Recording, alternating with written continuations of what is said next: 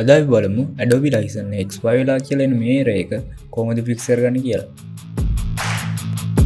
හරි මුලින්ම ඔයාලා Adobe software එක ආයෙත් install කරගන්න. ඔයාලා ආයෙත් install කරන්න අකමැති නම් step number 2 එකට skip කරන්න. මේක අනිවාර්ය නැති හින්දා.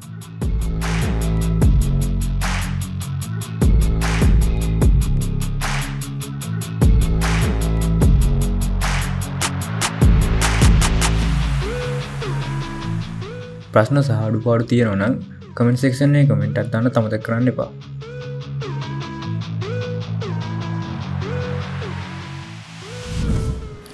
දැන් start එකට ගිහිල්ලා Windows Defender Firewall කියලා search කරගන්න.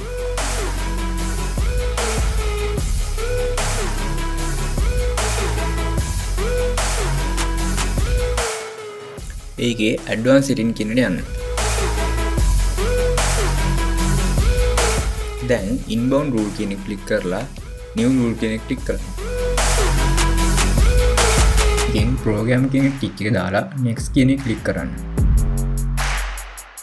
browse කියන එක දුන්නාට පස්සේ ඔයාලගේ Adobe software එකේ exe file එක ක්ලික් කරලා open කියන එක දෙන්න. මෙතනින් block the connection කියන එක ක්ලික් කරලා next දෙන්න. මෙතන ඔයාලගේ Adobe software එකේ නම දීලා finish කියන එක දෙන්න. උදාහරණයක් විදිහට මම ගත්ත Photoshop. ඒකයි මම Photoshop කියන නම දුන්නේ. හරි. දැන් outbound rule කියන එක ක්ලික් කරලා new rule කියන එක ක්ලික් කරන්න. දැන් කලින් එකේ වගේම program කියන එක ක්ලික් කරලා next දෙන්න. ඊට පස්සේ කලින් එකේ වගේම browse කියන එක දුන්නාට පස්සේ ඔයාලගේ Adobe software එකේ exe file එක උතන්ට දෙන්න.